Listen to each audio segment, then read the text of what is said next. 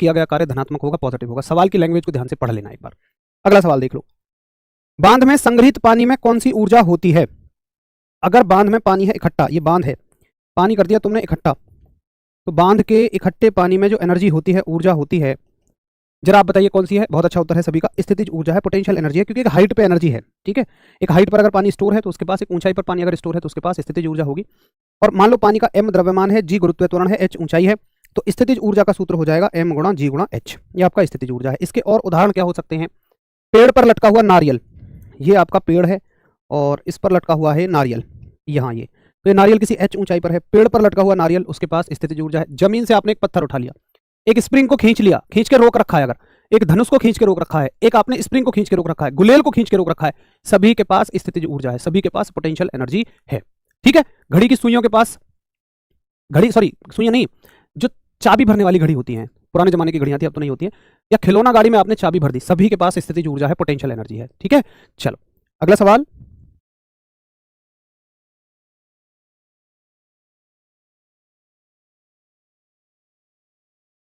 चलो बहुत बढ़िया भाई विपिन, थैंक यू, आपसे पढ़कर समझ में आ जाता है और क्लास में ही याद भी हो जाता है। आकाश में उड़ते पक्षी में कैसी ऊर्जा होगी? देखो ये है जमीन, ये है आपका यहाँ आकाश, ठीक है, यहाँ पर उड़ रहा है एक पंछी, पंछी बनूं उड़ती फिरूं मस्त गगन में, कैसे बनेगा पंछी? ये पंछी बन गया ना। अब ये पंछी उड़ रहा है ऐसे ऐसे, जुग जुग जुग जुग। देखो इसकी जमीन से ऊंचाई भी है और इसके पास गति भी है, मोशन भी है, तो ऊंचाई के कारण इसमें स्थितिज ऊर्जा भी है, पोटेंशियल एनर्जी भी है, और इसके पास काइनेटिक एनर्जी भी है, गतिज ऊर्जा भी है। तो अगर कोई चीज जमीन से ऊपर चल रही है तो उसके पास दोनों तरह की ऊर्जाएं हैं। जैसे जमीन से ऊपर उड़ता हुआ हवाई जहाज, हवाई जहाज तुम कहोगे उड़ता हुआ हवाई जहाज, तो ये कहने की बात है कि जमीन से ऊपर, अरे भाई हवाई जहाज जमीन से ऊपर ही उड़ेगा, तो इसके पास गतिज और स्थितिज ऊर्जाएं दोनों होंगी।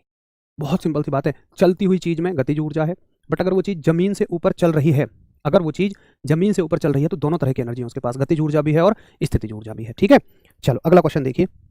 निम्नलिखित में से कौन सी ऊर्जा सदैव धनात्मक होती है? बताओ भैया आपका उत्तर क्या है? सदैव धनात्मक कौन सी एनर्जी है?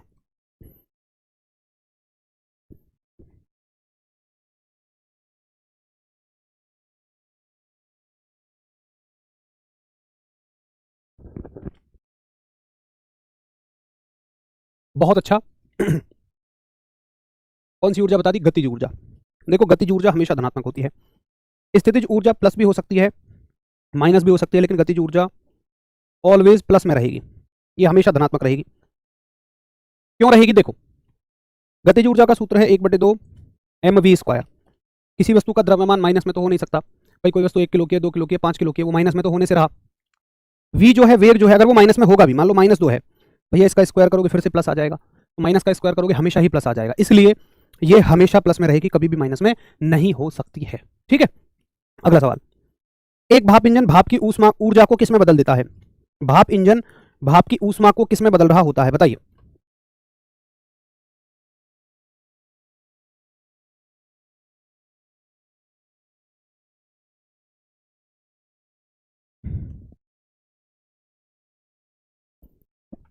भाप के इंजन में क्या हो रहा होता है? भाप के इंजन में क्या हो रहा होता है? हाँ माइक ऑन है ना। सी करेक्ट आंसर ऑप्शन होगा, यांत्रिक ऊर्जा। बहुत बढ़िया। देखो जब भी मशीनों की ऊर्जा होगी, मशीन की ऊर्जा से कुछ चल रहा होगा, तो उसको हम कहेंगे कि भाई वो मैकेनिकल एनर्जी है, यांत्रिक ऊर्जा है। या आप किसी पर एनर्जी लगा रहे होंगे, आप जैसे मान लो किसी गाड़ी को धक्का दे रहे हो, तो वो एक यांत्रिक ऊर्जा है, एक तरह का मैकेनिकल वर्क है। और भाप के इंजन में क्या होता है? इंजन भाप की ऊष्मा से चलता ही तो है, तो यांत्रिक ऊर्जा होती है। अगला सवाल देख लो।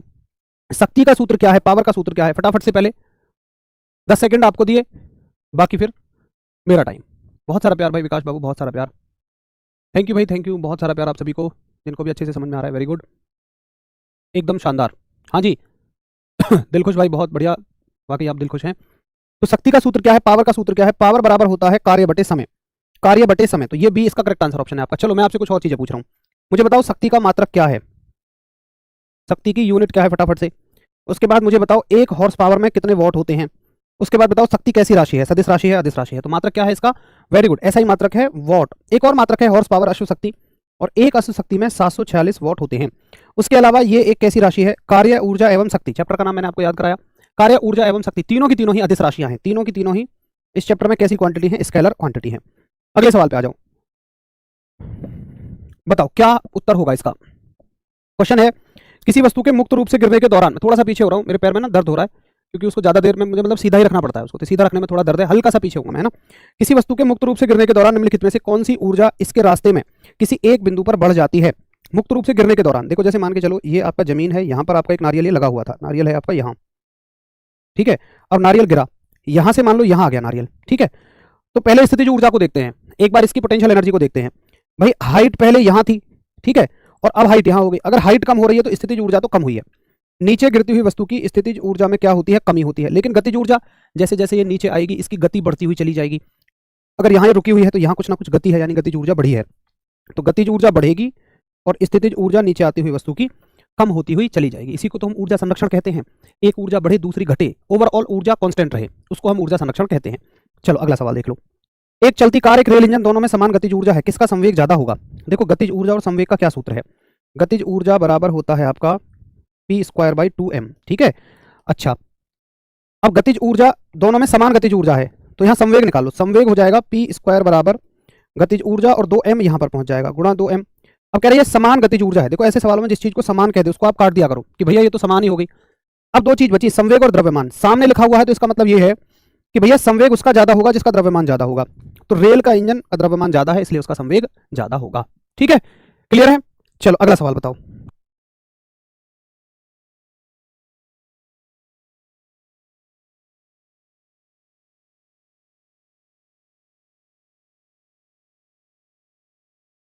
चलो क्वेश्चन कह रहा है एक कण का द्रव्यमान m तथा संवेग है, इसकी गतिज ऊर्जा कितनी होगी। मैंने आपको अभी बताया। देखो गतिज ऊर्जा का एक सूत्र तो है 1/2 mv², और एक सूत्र है p²/2m। ये हो गया गतिज ऊर्जा का सूत्र, p²/2m। तो परफेक्ट आंसर क्या हो जाएगा आपका डी, ठीक है। बहुत अच्छा, थैंक यू भाई आप सभी का, बहुत सारा प्यार। जिनके इतने प्यार भरे मैसेज हैं, ये आप सभी के जो मैसेजेस हैं, आप ये हमेशा एक ऊर्जा की तरह काम करते हैं और किसी भी स्थिति में हमेशा आप सभी के साथ रहने की प्रेरणा भी देते हैं। Thank you. पृथ्वी वस्तुओं को अपनी ओर आकर्षित करती है, इसका क्या कारण है। बड़ा सिंपल सा सवाल है, तो जल्दी उत्तर करिए इसका, डी गुरुत्वाकर्षण। तो किसी भी वस्तु को हम फेंकें फिर भी पृथ्वी की तरफ आ जाएंगे, ये मोहब्बत ही ऐसी है, और इसका कारण है ग्रेविटेशन, गुरुत्वाकर्षण। कौन है इसके खोजकर्ता, बस इतना बता दीजिए। गुरुत्वाकर्षण के खोजकर्ता तो सर न्यूटन है, सर इजाक न्यूटन जी गुरुत्वाकर्षण के खोजकर्ता हैं। न्यूटन के गुरुत्वाकर्षण नियम के अनुसार दो वस्तुओं के बीच का बल। चलो ये बात तो हो गई कि ठीक है, अगर किसी वस्तु, कोई भी वस्तु पृथ्वी की तरफ खिंची हुई आती है, लोगों ने पूछा आखिर कितने बल से, कितने फोर्स से। जैसे मान लीजिए ये पृथ्वी है, ये वस्तु है, इसका द्रव्यमान ये है, इसका द्रव्यमान छोटा m मान लेते हैं, इसका द्रव्यमान बड़ा m, इसका छोटा m, और इनके बीच की जो डिस्टेंस है, जो दूरी है, उसको r मान लेते हैं। तो इनके बीच का बल कितना होगा, फोर्स कितना होगा। तो आप कहोगे भैया g बड़ा m गुणा छोटा m बटे r का स्क्वायर। इनके बीच का जो सूत्र रहेगा वो ये रहेगा, एक सेकंड, ये यानी कि द्रव्यमान के गुणनफल के अनुक्रमानुपाती, दूरी के वर्ग के व्युत्क्रमानुपाती। जो चीजें ऊपर लिखी हैं उनका मतलब अनुक्रमानुपाती, जो चीज नीचे लिखी है उनका मतलब व्युत्क्रमानुपाती। इंग्लिश में ऊपर की चीजें डायरेक्टली प्रोपोर्शनल, नीचे की चीजें इनवर्सली प्रोपोर्शनल। द्रव्यमान के गुणन के समानुपाती होता है, ठीक बात है। बीच की दूरी के समानुपाती नहीं, दूरी के तो व्युत्क्रमानुपाती है। त्रिज्या से कोई मतलब नहीं है, बल के गुणज के समानुपाती। बल से थोड़ा होता है, द्रव्यमान के गुणनफल के होता है। वैसे आप सभी को क्लियर है ये क्वेश्चन, अधिकतम साथियों का ए है। वेरी गुड, बहुत बढ़िया, स्टेटमेंट पूरा यही है। कुछ साथियों ने स्टेटमेंट भी लिख दिया है। और 1/3 हमने फतेह कर लिया है ना जी। 50 क्वेश्चन हमने कर लिए हैं, 150 में से मतलब हमारा 1/3 काम हो गया है। आप सभी को कांग्रेचुलेशंस।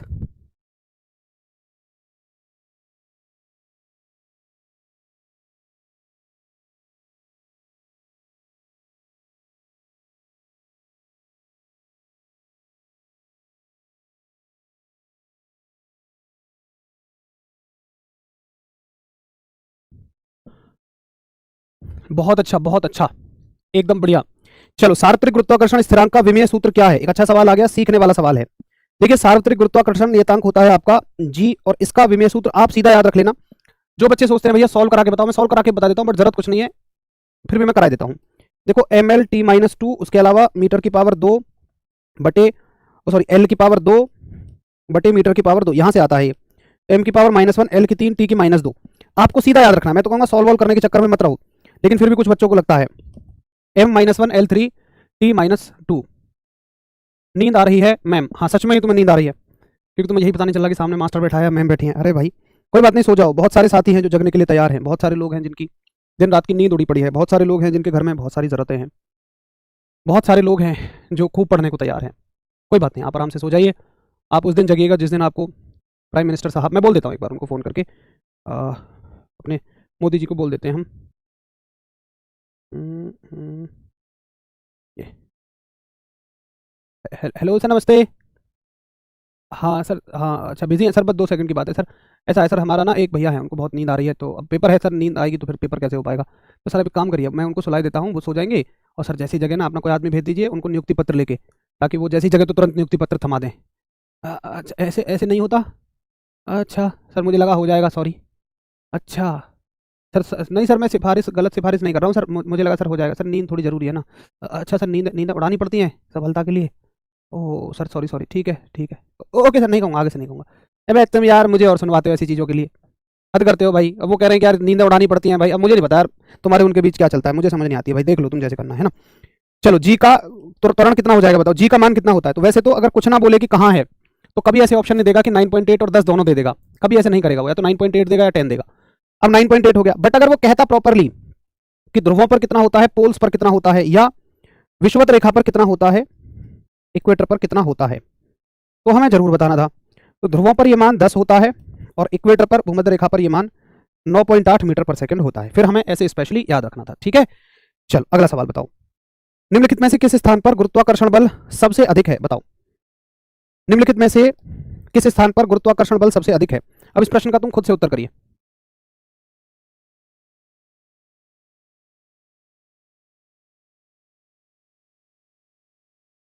बहुत अच्छा, तो जहां पर जी की वैल्यू सबसे ज्यादा है वहीं पर गुरुत्वाकर्षण बल सबसे ज्यादा होगा। कहां है, ध्रुवों पर।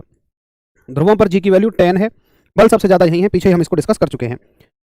जब कोई वस्तु पृथ्वी से चंद्रमा पर स्थानांतरित किया गया है तो क्या फर्क पड़ेगा, द्रव्यमान या भार। द्रव्यमान पर कोई भी फर्क नहीं पड़ता है, मास पर कोई भी फर्क नहीं पड़ेगा।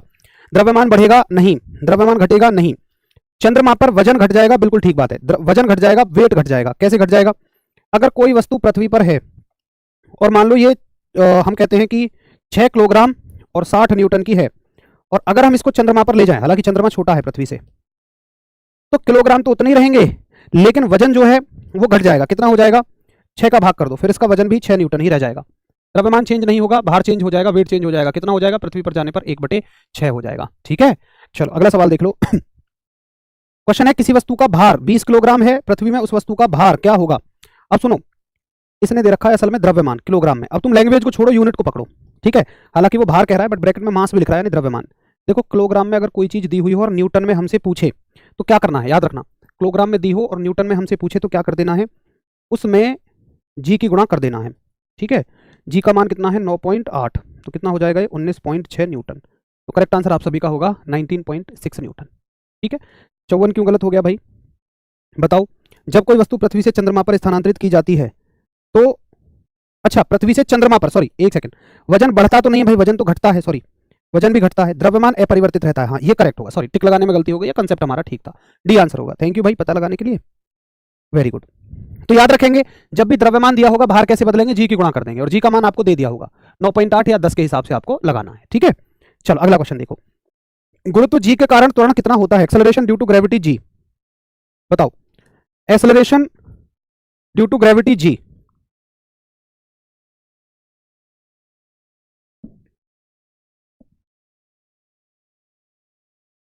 गुरुत्व जी के कारण त्वरण। अच्छा ये तो सूत्र दे दिया, देखो मैं आपको सूत्र बताऊं क्या होगा। जैसे मान लो पृथ्वी है, ठीक है, और हम ये कह रहे हैं कि यार इस पे ना जी का कुछ मान है, तो मेरा प्रश्न है आया कहां से। अब आया कहां से, देखो ये पृथ्वी है, ग्रह है, तो भैया इसका कोई द्रव्यमान रहा होगा, इसका कोई मास होगा जिसको हम कैपिटल एम कहेंगे, इसकी कुछ रेडियस होगी, कुछ त्रिज्या होगी यहां से यहां तक की, जिसको हम आर कहेंगे। तो इसमें अगर आप जी की वैल्यू कैलकुलेट करोगे तो जी की वैल्यू होगी कैपिटल जी, इस ग्रह का द्रव्यमान और त्रिज्या का वर्ग, ये सूत्र आप याद रखना, जी एम बटे आर का square. Correct answer option is D, D को आप याद रखेंगे, ठीक है। बहुत बढ़िया, भूख लग रही है, कोई बात नहीं, मैं इंतजाम करवा देता हूँ, मैं योगी जी को बोल देता हूँ कुछ खाने के लिए बोल देंगे, ठीक है। मैं मैसेज डाल देता हूँ, मैं एक बार वो थोड़ा सा देख लेंगे, आपके लिए खाने के लिए कुछ व्यवस्था करवा देंगे। अरे ये क्या हो गया, एक सेकंड रुको भाई, क्या हुआ, 55 में 55 में 20 गुणा 9 पॉइंट, अच्छा 196 होगा, सॉरी 196, 196 करेक्ट आंसर ऑप्शन आपका ये रहेगा। चलो अगला सवाल है आपका, गुरुत्वीय त्वरण जी का मान किसके समान घटता है, किसके समान घटता है। तो देखो गुरुत्वीय त्वरण जी के मान में जो चेंजेस होंगे, गुरुत्वीय त्वरण जी के मान में जो चेंजेस होते हैं, आपके भार के जितने चेंजेस होंगे, आपके वेट के जितने चेंजेस होते हैं, जितना फर्क आपके वेट में होता है, वजन में होता है, उतना ही फर्क जी के मान में भी होता है। तो जी के मान में और वजन में सेम चेंजेस होते हैं, ठीक है। जी के मान में और वजन में सेम चेंजेस होते हैं। जहां जी का मान बढ़ेगा वहां वजन बढ़ेगा, जहां जी का मान घटेगा वहां वजन घटेगा। जहां पर जी का मान 0 होगा वजन वहां पर आपका 0 हो जाएगा। तो याद रखना भार में वही परिवर्तन होते हैं जो जी के मान में भी होते हैं। अगला क्वेश्चन देखिए, पृथ्वी का पलायन वेग कितना है? पलायन वेग का मतलब है कि एक बार फेंक दो दोबारा ना लौट के आए, है ना। जैसे तुमने भी बहुत सारी गलत आदतों को पलायन करने की कोशिश की लेकिन वो कभी जा नहीं पाई। तो कितनी तेज फेंके किसी वस्तु को? 11.2 किलोमीटर प्रति सेकंड की रफ्तार से फेंक दो, कभी दुनिया में वापस लौट के आएगी ही नहीं। इससे संबंधित सवाल, चंद्रमा पर पलायन वेग बताओ।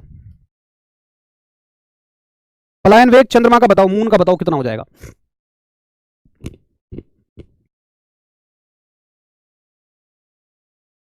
हम्म 2.4 किलोमीटर प्रति सेकंड। इसके अलावा पलायन वेग के अलावा एक होता है आपका कक्षीय वेग, ऑर्बिटल वेलोसिटी। ऑर्बिटल वेलोसिटी क्या होती है आपकी पृथ्वी के लिए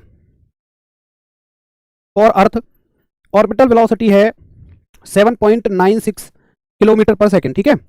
ऑर्बिटल वेलोसिटी आपकी 7.96 रहेगी। 7.9 कह लो, कोई बात नहीं, 7.9 कह लो, ये भी बिल्कुल परफेक्ट है। तो तीन वैल्यू याद रखनी है, 11.2, 2.4, 7.9। कौन क्या है कहां है हेडिंग के साथ याद रखना है, ठीक है। चलो बहुत बढ़िया भाई, थैंक यू। साथी हैं जिनको फिजिक्स में एक अच्छा कॉन्फिडेंस है, आपसे स्टडी करके फिजिक्स स्ट्रॉन्ग है, आर्डर इज बेस्ट है, ऑल द ऑनलाइन प्लेटफॉर्म है। थैंक यू भाई, थैंक यू, बहुत सारा प्यारा आभार आपको, आप जल्दी सक्सेसफुल हो, गॉड ब्लेस यू। हाँ जी, क्वेश्चन क्या कह रहा है देखो, निम्नलिखित में से कौन सा केपलर के ग्रह गति के नियम में से एक नहीं है? तो केपलर साहब की गति के 3 नियम है, 3 के तीनों यहां समझ लो। सूर्य के चारों ओर प्रत्येक ग्रह की कक्षा दीर्घवृत्ताकार होती है जिसमें सूर्य 2 फोकस बिंदुओं में से एक पर होता है। केपलर साहब का पहला नियम, फर्स्ट लॉ, क्या कहता है? इन्होंने कहा कि जैसे मान लीजिए सूर्य यहां है तो कोई भी ग्रह सूर्य के चारों ओर ऐसे ऐसे इस रास्ते पर घूमेगा, ऐसे अंडाकार रास्ते पर घूमेगा, दीर्घवृत्ताकार रास्ते पर घूमेगा। ये केपलर साहब का पहला नियम हो गया, ये सही है बिल्कुल। प्रत्येक ग्रह सूर्य के चारों ओर गोल, ऐसे गोल नहीं घूमता, अंडाकार घूमता है, जिसको दीर्घवृत्त कहते हैं, इलिप्ट कहते हैं। सूर्य के चारों ओर सभी ग्रहों की कक्षाएं सह समतलीय होती हैं, इसको अभी होल्ड कर देंगे। किसी ग्रह और सूर्य को मिलाने वाली रेखाखंड समान समय के दौरान समान क्षेत्रफल तय करती है। यह केपलर साहब का दूसरा नियम है और सही है, और ये कहते हैं कि कोई भी ग्रह समान समय में समान क्षेत्रफल तय करता है, कोई भी ग्रह समान समय में समान क्षेत्रफल तय करता है, ठीक है, ये बिल्कुल परफेक्ट है। तीसरा नियम, किसी ग्रह की कक्षा अवधि का वर्ग उसकी कक्षा की अर्धदीर्घ अक्ष के घन। देखो इसमें दो चीज देखो, तुम इतना बड़ा रटने की जरूरत नहीं है, बहुत सिंपल करके बता रहा हूं। मान लो ये ग्रह यहां से चला, ठीक साहब, यहां से चला यहां घूम के वापस आ गया, एक चक्कर पूरा करने में जो समय लगा उसको बोलते हैं टाइम, ठीक है। टाइम का जो स्क्वायर होता है इसकी तीसरी पावर के अनुक्रमानुपाती होता है, टाइम का स्क्वायर इसकी तीसरी पावर के अनुक्रमानुपाती होता है। तो समय का वर्ग और कक्षा की तीसरी घात, ये देख लेना, समय का वर्ग और कक्षा की तीसरी घात, समय का वर्ग और कक्षा की तीसरी घात यानी घन के अनुक्रमानुपाती होता है। तो करेक्ट आंसर ऑप्शन ये भी है, तो फिर ये आपका गलत हो जाएगा। तीनों नियम परफेक्ट हैं, ठीक है, तीनों नियम परफेक्ट हैं, बस बी आपका गलत हो जाएगा। तो करेक्ट आंसर ऑप्शन बी हो जाएगा। 57 को रिपीट करना है, देख लो एक बार भैया क्या है 57 में ऐसा। गुरुत्वीय त्वरण जी का मान किसके समान घटता है? वजन के समान घटता है। वजन के समान का मतलब होता है कि जहां आपका वजन जिस हिसाब से घट रहा है, जैसे अगर आप पृथ्वी पर विषुवत रेखा से ध्रुवों की तरफ जाएंगे तो आपका वजन बढ़ेगा तो जी का मान भी बढ़ेगा, जी का मान बढ़ रहा है तो वजन भी बढ़ेगा, ठीक है, बस इतनी सी बात है। बड़ा आसान सा सवाल है ना। अगला सवाल देखिए, ये रहा अगला सवाल। पृथ्वी की सतह के निकट m द्रव्यमान वाली किसी वस्तु पर गुरुत्वीय त्वरण कितना होगा? देखो एक ट्रिकी सवाल है। ट्रिकी सवाल क्या है, इसमें आपको कई बात सीखने को मिलेंगी। क्या सीखना है, मान के चलो ये वस्तु पृथ्वी पर रखी हुई है, पानी की बोतल है वस्तु पर रखी हुई है, ये मेरा चाय का कप है ये रखा हुआ है।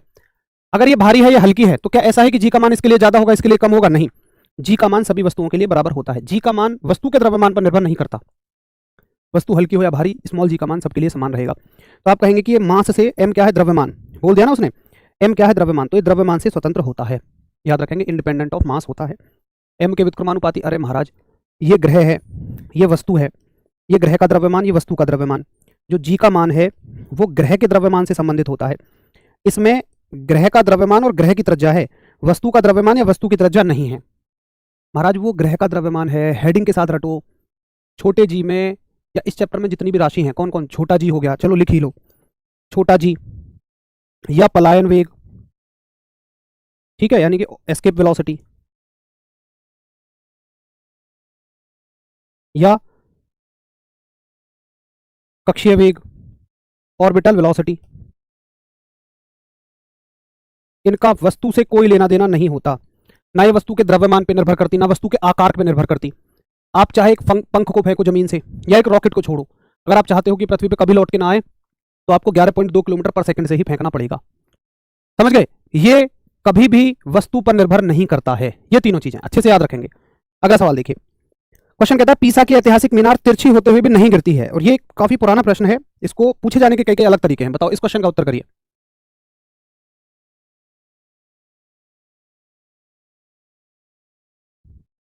बताओ बताओ बताओ।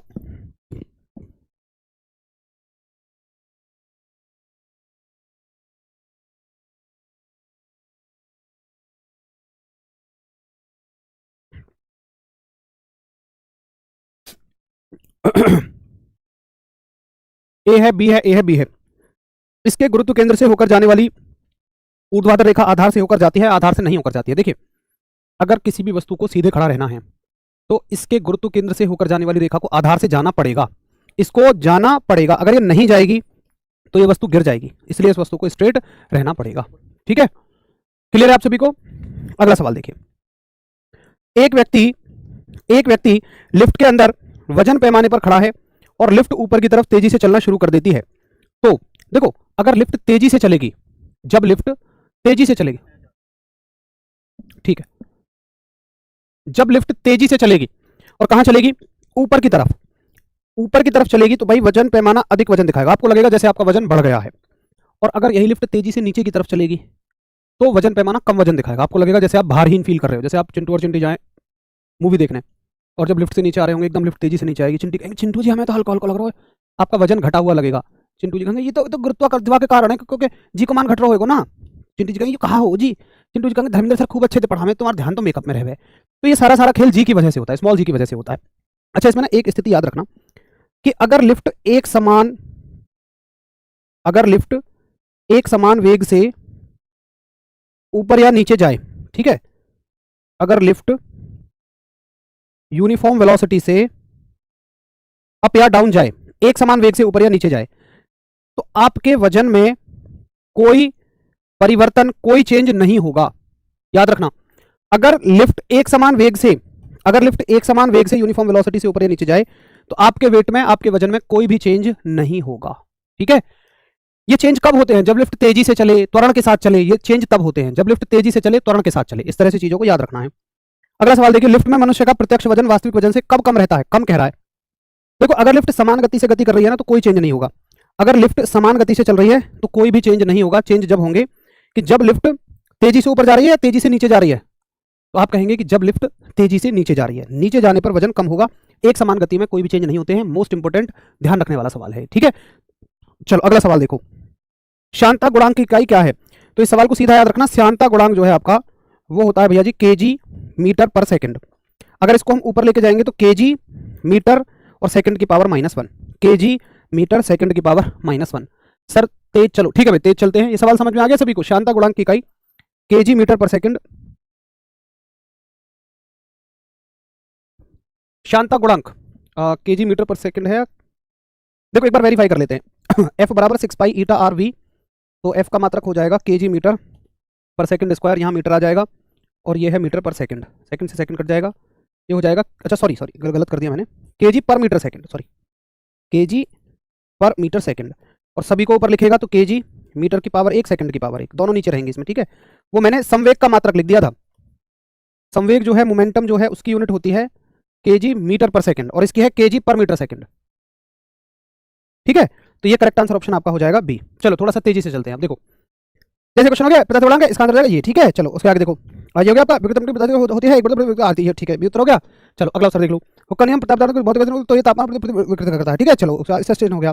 मिनट तेल लालटेन तो करता है विचलन, नहीं किस खात का, तो किस खात हो गया। ठीक है, इतनी तेज बहुत है भाई, क्यों भाई इतनी स्पीड बहुत है? अरे महाराज, इतने तो अच्छी खासी स्पीड मेंटेन है, एक मोमेंटम मेंटेन है। अब वो स्पीड भी क्या जिसमें समझ में ही ना आए। स्पीड के साथ थोड़ी सी समझ को भी तो समझते हुए चलना है। इतनी स्पीड का क्या लाभ है? कोई बात नहीं, 10 मिनट फालतू लग जाएंगे, कोई फालतू की बातों पे तो हम ध्यान दे ही नहीं रहे, पढ़ाई कर रहे हैं अपनी। पढ़ाई में 10 मिनट फालतू भी लग जाएंगे, कोई दिक्कत नहीं है। प्रत्यास्थता गुणांक की विमा क्या होती है? देखो भैया, प्रत्यास्थता गुणांक की विमा है दाब के जैसी, प्रेशर के जैसी। इसका मात्रक सब कुछ प्रेशर के जैसा है। अच्छा, प्रेशर का मात्रक क्या होता है? क्या हो रहा है यार इसको? अच्छा मैं टच हो जाता हूँ क्या भाई, सॉरी, मैं इधर होके बैठूंगा थोड़ा। देखो प्रेशर की यूनिट क्या होती है भैया? प्रेशर की यूनिट है m, याद रखना L-1 T-2, mL-1 T-2। प्रत्यास्थता गुणांक का मात्रक और विमा दाब के जैसा होता है, ये आपको याद रखना है। ठीक है, चलो परफेक्ट है। अगला क्वेश्चन देख लो। विकृत पिंड की प्रत्यास्थ स्थितिज ऊर्जा कैसी होती है? विकृत पिंड की प्रत्यास्थ स्थितिज ऊर्जा, देखो सीधा याद रखो इसको, प्रत्यास्थ स्थितिज ऊर्जा होती है 1/2 प्रतिबल गुणा विकृति बटे आयतन, इसको कर लो बटे आयतन, ये बटे का निशान आएगा, स्ट्रेन पर यूनिट वॉल्यूम, ये हो जाएगा। ये सब ना आरपीएफ के सवाल हैं, आरपीएफ में इसी बार ऐसे सवाल पूछे गए थे, रेलवे प्रोटेक्शन फोर्स। 1/2 प्रतिबल गुणा विकृति बटे आयतन, ये सूत्र आपका रहेगा, बी उत्तर हो जाएगा। हुक का नियम प्रत्यास्थ पदार्थों के बीच किन दो भौतिक राशियों के बीच संबंध स्थापित करता है? तो हुक साहब का जो नियम है ये किसके बीच संबंध देता है? ये देता है प्रतिबल और विकृति के बीच में। और हुक साहब का नियम क्या कहता है कि जैसे ओम साहब का नियम कहता है कि V सीधा अनुक्रमानुपाती I है, हुक साहब का नियम कहता है कि प्रतिबल जो है वो विकृति के सीधा अनुक्रमानुपाती है, यानी कि स्ट्रेस जो है वो डायरेक्टली प्रोपोर्शनल टू स्ट्रेन है। सही है, बोलो एक बार क्लियर। प्रतिबल और विकृति के बीच में आपको ये रिलेशन देता है, स्ट्रेस और स्ट्रेन के बीच में रिलेशन देता है। अच्छा, अगला सवाल देखो। मिट्टी का तेल लालटेन की बत्ती में किसके कारण ऊपर चढ़ता है? तो चाहे मिट्टी के तेल का चढ़ना हो, चाहे मोमबत्ती में मोम का चढ़ना हो, चाहे दिए में घी का या तेल का चढ़ना हो, या तौलिया में पानी का चढ़ना हो, अपने आप जो चढ़ते हैं सारे तेल या पानी ऊपर की तरफ, ये सारे किसके कारण है? केशिकात्व के कारण है। बहुत अच्छा, इसके बारे में सबको क्लियर है। आगे देखिएगा। द्रव में पूर्णतः आंशिक रूप से डूबे हुए किसी पिंड पर ऊपर की ओर लगने वाला उत्प्लावन बल पिंड द्वारा विस्थापित द्रव के भार के बराबर होता है। यह कथन किसका है? तो सारा तो कथन दे दिया, इतनी बड़ी चीज दे दी, मेरे हिसाब से सिर्फ हिंट की जरूरत है आपको, इसमें तो आप उत्तर कर देंगे। तो ये होता है आपका आर्किमिडीज साहब का सिद्धांत। और आर्किमिडीज साहब ने उत्प्लावन बल के बारे में बताया। उत्प्लावन बल क्या है? द्रव में किसी भी वस्तु को जब डुबोया जाता है तो ऐसा महसूस नहीं होता जैसे आपने कोई पानी में मग्गा वगैरह कभी डाला हो, ऐसा नहीं लगता कि जैसे एक उछाल ऊपर की तरफ मार रहा है, आप उसे छोड़ के देखो एकदम से ऊपर आएगा, उसको उत्प्लावन बल बोलते हैं, बायोंसी फोर्स बोलते हैं। किसी भी लिक्विड को नीचे दबाओगे तो आपको ऊपर की तरफ दबाएगा। न्यूटन के तीसरे नियम से भी समझ सकते हो, क्रिया प्रतिक्रिया से, एक्शन रिएक्शन से। बर्नौली प्रमेय का मुख्य सिद्धांत क्या है? बर्नौली प्रमेय का मुख्य सिद्धांत क्या है बताइए। द्रव का तापमान समान रहता है, कुल यांत्रिक ऊर्जा स्थिर रहती है, द्रव का घनत्व बदलता है, द्रव हमेशा स्थिर रहता है। देखिए बर्नौली साहब ने एक बड़ी मजे की बात बताई कि देखो भाई, जो बहता हुआ पानी है ना, जैसे मान लो ये लिक्विड है, ये फ्लो कर रहा है, इसके पास 3 तरह की ऊर्जाएं हैं, इसके पास 3 तरह की एनर्जी हैं। एक तो इसके पास गतिज ऊर्जा है, काइनेटिक एनर्जी है, एक इसके पास स्थितिज ऊर्जा है, पोटेंशियल एनर्जी है, और एक इसके पास दाब ऊर्जा है, प्रेशर एनर्जी है। इन तीनों यांत्रिक ऊर्जाओं का योग जो है वो कैसा रहता है? कांस्टेंट रहता है। द्रव की बहती हुई तीनों ऊर्जाओं का योग नियत रहता है, निश्चित रहता है। इस चीज को हम बोलते हैं बर्नौली साहब की प्रमेय। ठीक है, चलो अगला